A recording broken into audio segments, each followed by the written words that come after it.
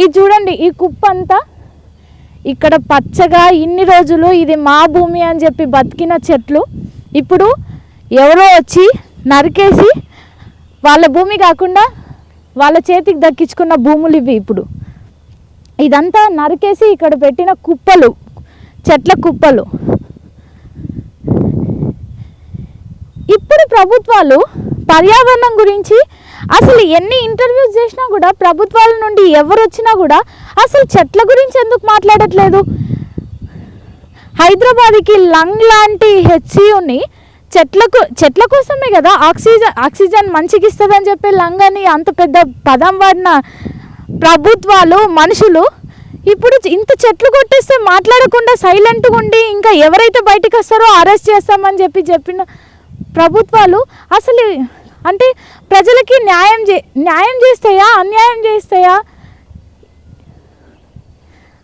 అందుకే students protest చేస్తున్నారు. ఇంత దారుణం మేము భరించలేము, మేము ఇన్ని రోజులు ఈ చెట్లతో కలిసి ఉన్నాము, ఈ చెట్లతో మా బాధలు పంచుకున్నాము, మేము వేరే వేరే రాష్ట్రాల నుంచి దేశాల నుండి వచ్చి ఇక్కడ మా అమ్మ నాన్నలు వదిలేసి ఉండి ఈ చెట్లతో మా బాధలు పంచుకున్నాము, ఈ జంతువులతో మేము స్నేహం చేశాము, ఈ జంతువులు మాకు ఆనందాన్ని ఇచ్చాయి అని చెప్పి ఒక్క వారం నుండి పాపం తిండి తిప్పలు లేకుండా విద్యార్థులందరూ గేట్ల ముందట కూర్చొని ప్రభుత్వం యొక్క తన్నులు తింటూ కూడా ఇన్ని రోజులకి ప్రొటెస్టులు చేస్తూనే ఉన్నాయి.